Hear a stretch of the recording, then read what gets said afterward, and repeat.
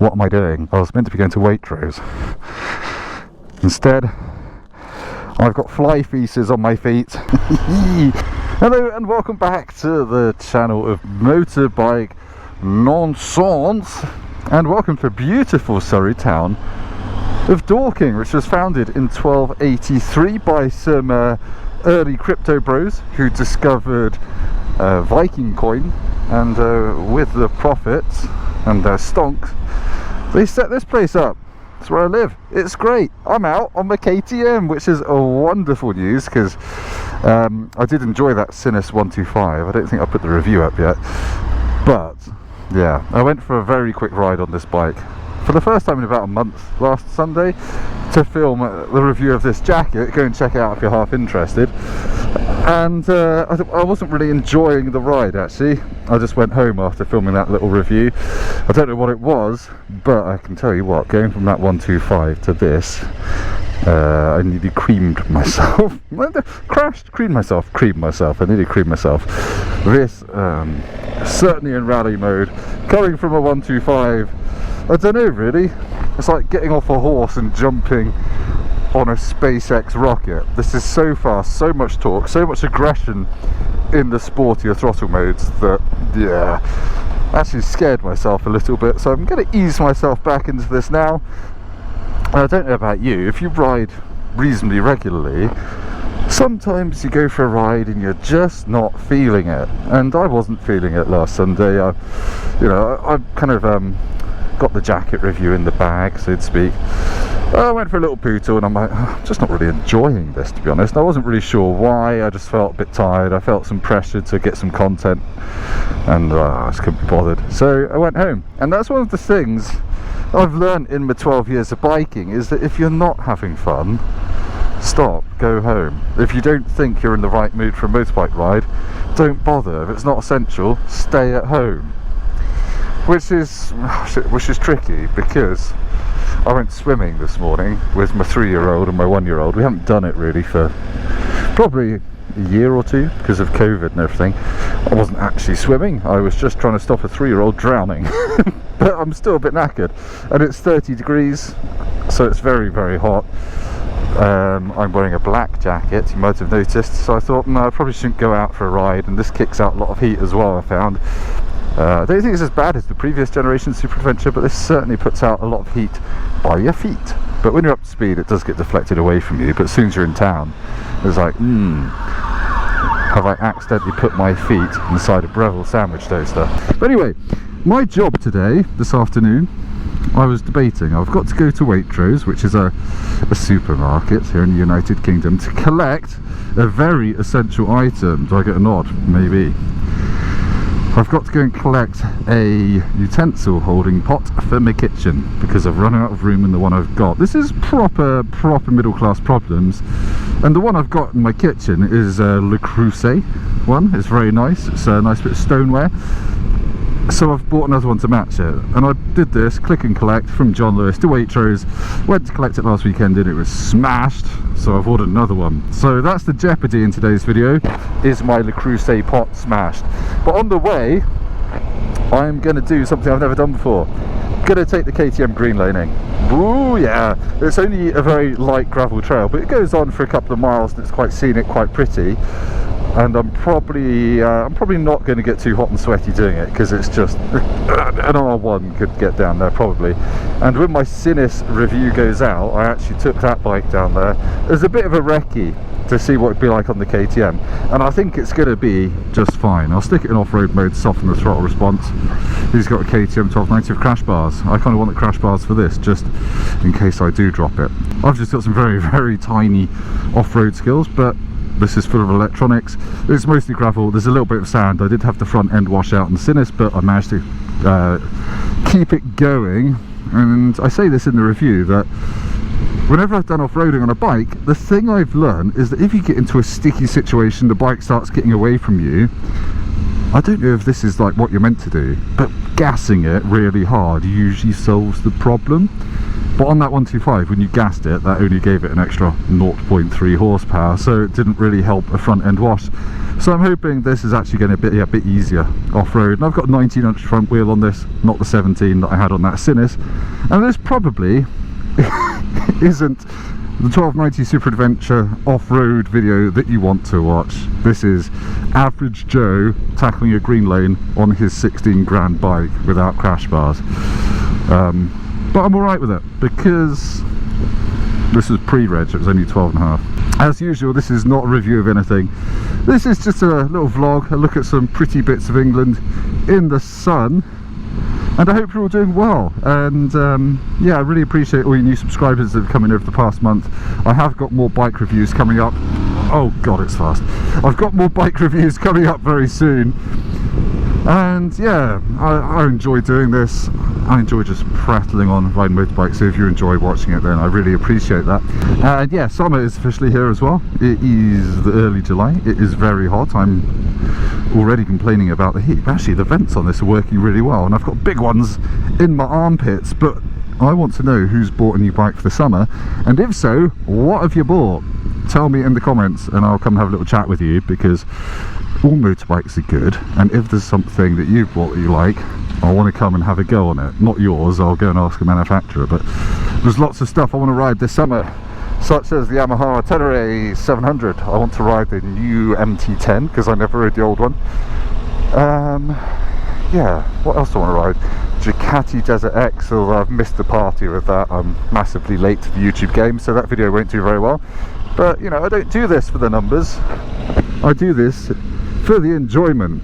And the car channel's been very, very quiet at the moment because I've just forgotten to book any cars in for about 3 months, and Motorpoint is taking up all my car creative juices at the moment. But I'm hoping to do a Mustang Mach-E GT review and maybe a Fiesta ST review as well very soon. But anyway, look at this.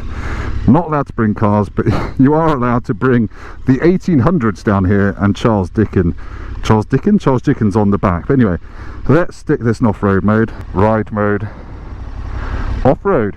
So off-road mode on this is softens the power. I'm going to put off-road ABS on so I can lock the back wheel should I need to, and I'm going to leave traction control on because I'm a bit of a fanny. I'm just going to be taking it steady. I'm not going to be roosting away up here because this is a public footpath, public right of way, and also I don't want to fall off that much really. I can't be asked to add that faff to my Sunday, and I'm already kind of thinking I'm going to have to wash this afterwards. That's my commitment to off-road motorcycling.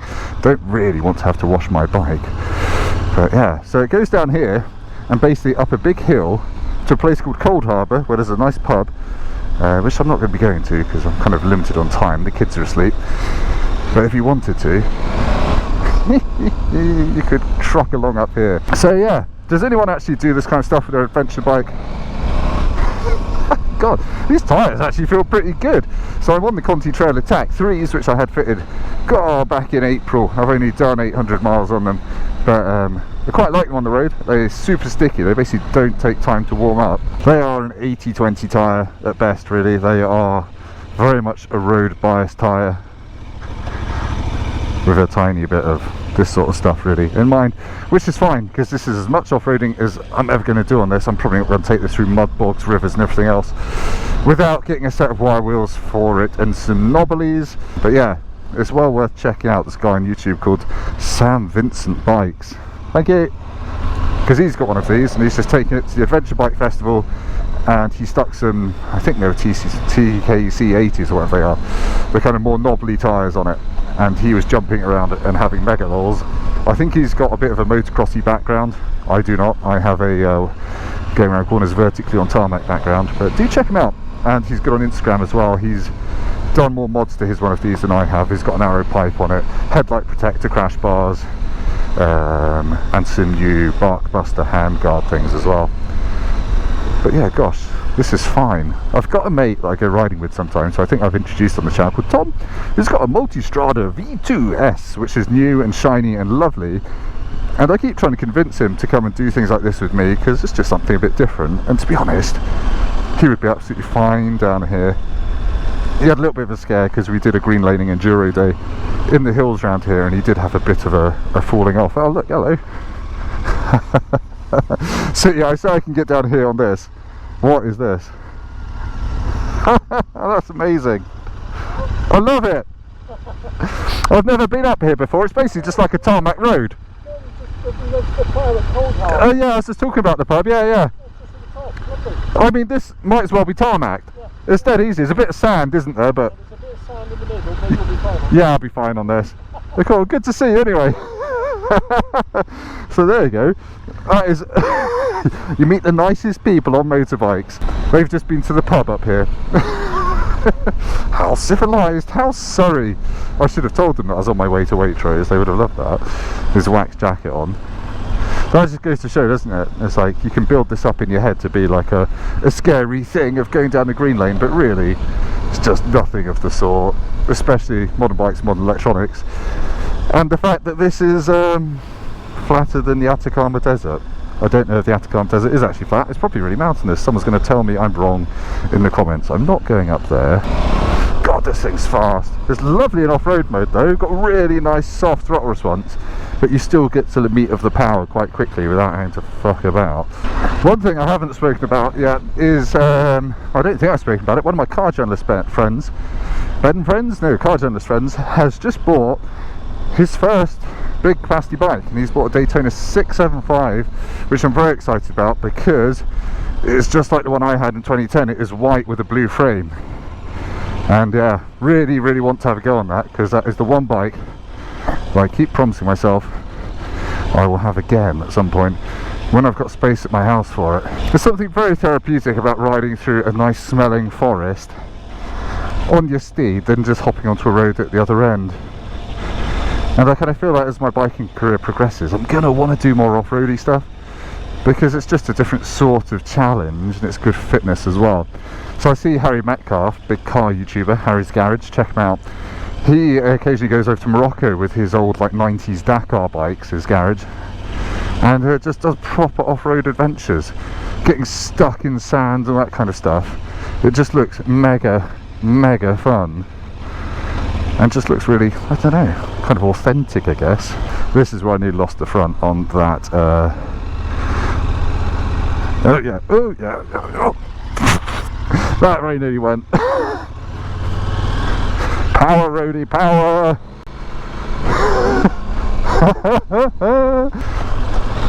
Probably not carrying enough speed. I realise how laughable this is, by the way. You don't need to comment and tell me that I'm being an absolute diva, because I know.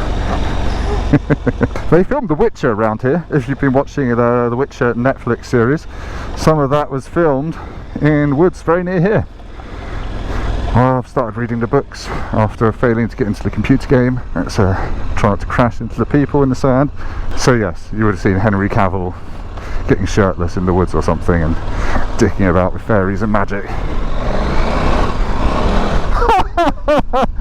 Okay, this is cool. Well done KTM, you looked after me. I haven't ever tried the Super Adventure R, which is the 21-inch front wheel version of this, which loses the electronic suspension, loses radar cruise control, but gets proper manually adjustable longer travel suspension, and the 21-inch front wheel, and it comes in white, purple and orange all mixed together.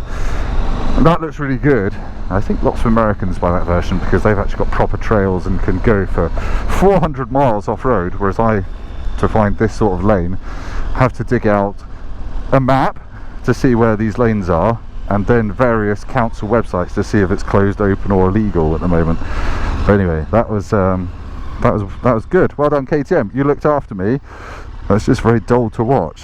Well, rotted stable compost. I only want partially rotted stable compost or unstable compost.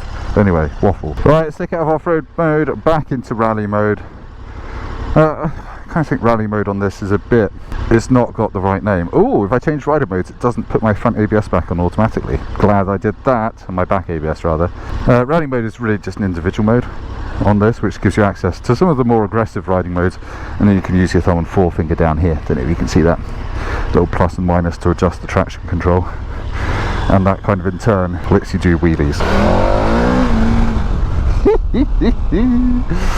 Oh yeah, dusty tyres. God, it's got so much torque, this engine. I have to say, when I rode SuperDuke R last year, I think it was, when I first rode it and did a review of it, I enjoyed it massively. I wanted to buy one immediately, but I did get absolutely knackered on that bike, and I was only riding it for 2.5 hours or so. But obviously when you're reviewing a bike, you're riding it, you know, reasonably full on the whole time, just to get some impressions out of it. And I'm gonna have to rip my visor, sorry, my face is sweating. And I was just exhausted holding on to it, and it was great fun. It was barbaric, and I think maybe that's actually translated to this a little bit. When I went out for a ride last week, as I said, I kind of just wasn't in the mood, and this was kind of bucking and trying to wheelie everywhere, and just wasn't massively enjoying it. I wasn't in the mood for it. What I should have done is put it in comfort mode, or one of the normal modes which aren't ballistic throttle response and everything else. And believe it or not, I can actually make the throttle response even sportier than in sport mode. You can put the throttle response in rally mode, and it's just silly. I had a bit of whiskey throttle once in that mode. I think I've spoken about that on the channel. I nearly wheelied into a van, which was great. Didn't put that on YouTube. But yeah, this engine, when you do unleash it, it's just so phenomenal. I'm going to do a 1,000-mile review of this soon, because I've done well over 1,000 miles on it now, but I've not actually talked about the bike an awful lot. And I don't know if people are interested in that kind of shit, but you know, who comes to YouTube for motorbike reviews? 2 years ago today, I was just starting my car channel, and the first thing I filmed for my car channel was an Audi RS6. And I remember bringing the Audi RS6 up here, and it felt quite wide. I think it's fair to say it felt like I was trying to slip an elephant into someone's back pocket at Gatwick Airport without them realising, with his trunk extended and hardened. There is a big country house over here that one of my followers who lives nearby on Instagram told me was used as the headquarters for the Canadian military in World War II, and the driveway was entirely tarmac because before D-Day they had to park a ton of Canadian tanks on it, probably Shermans I guess, and other assorted tracked things. So yeah, they tarmacked the whole drive so they could park their armour on it. And then it was bought by some famous film star from the 60s and 70s, whose name I've completely forgotten. I'll put it in the text. And Steve McQueen used to drive up here to see him, to talk through scripts and things like that. So Steve McQueen has been up this road, presumably in a Porsche or something. So yeah, there's a random little bit of local history, and I always just ride around wondering. There's so much I don't know, obviously, about where I live, about that plane, about this bike, and I just love being told things. I love people coming up to me, but oh, did you know that blah blah blah, and say, oh no, I had no idea. For example, the road near mine, it's got a blue plaque on the outside, and it's kind of hidden behind the hedge, so you don't know it unless you look at it. And Laurence Olivier was born in that house off of acting. And no, I did not know that. Where am I going to go? I'm going to go this way.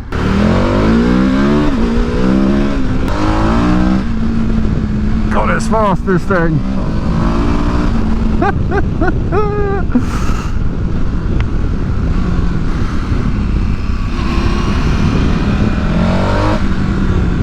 Yeah, so I've taken a bit of a wrong turn to go to Waitrose, and I might be going to another green lane, which is definitely gnarlier than I did earlier. My confidence is up, it shouldn't be, definitely going to drop it, but it's fine. It's only plastic and metal. Oh, such a good engine for overtaking, because you've got delicious punch, but then nice engine braking out the other side as well. Love this thing. I needed this after last week's not so entertaining ride. Are they pumping poo out of someone's bottom? It's the poo truck. Oh, it's Thames Water. I mean, they're probably pretty poo.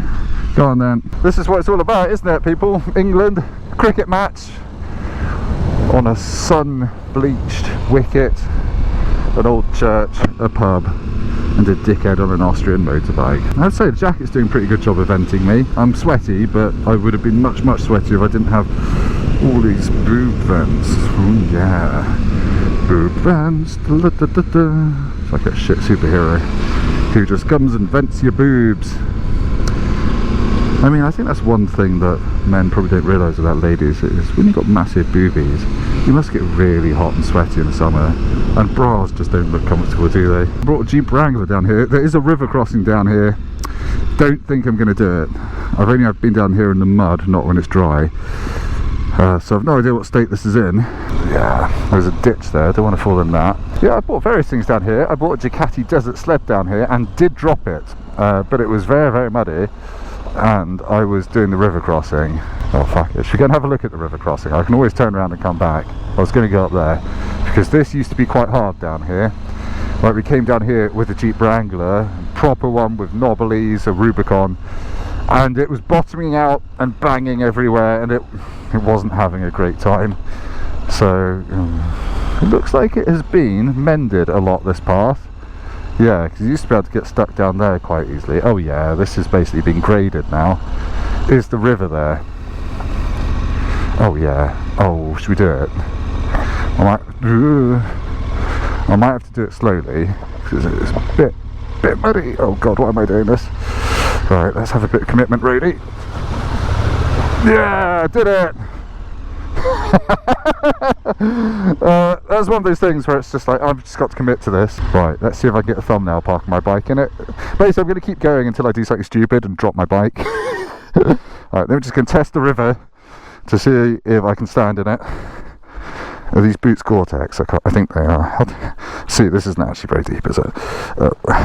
See, this is what you buy an adventure bike for. Oh shit, I'm really going to have to wash this now, aren't I? That's a very smelly, stagnant bit of water as well. But you know, YouTube thumbnail dictates that I have to go and park this in it. What am I doing? I was meant to be going to Waitrose. Instead, I've got fly feces on my feet. If that camera suddenly goes sideways, it's because my bike's fallen over and I'm picking it up out of a stagnant bit of pissy water. I've got to do that again. But in reverse, with the slippery bit of mud up the other side. I do like Jeopardy. I've just started watching some American programs on Netflix and they love Jeopardy.